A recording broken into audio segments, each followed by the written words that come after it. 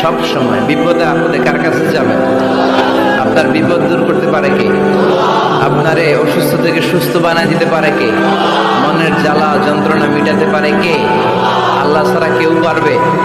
কোন মুফাসসিরে কোরআন আপনারে বাঁচাতে পারবে? কোন আল্লাহর ওলি বাঁচাতে পারবে? সাইয়েদনা ইব্রাহিম আলাইহিস সালাম অনেক ইন্টেলেক্ট খাটিয়ে, এটাকে বলে রেশনাল অ্যানালজি খাটিয়ে উনি finally he got his Lord, তিনি আল্লাহকে পেয়েছেন, তাই না? এই ওয়াজ করছে না? তিনি চাঁদ দেখে ভাবলেন এত সুন্দর চাঁদ, এটাই মনে হয় আমার রব। আদা রব্বি, এটার তাফসীর হচ্ছে আদা রব্বি, কি রে এটা কি আমার রব?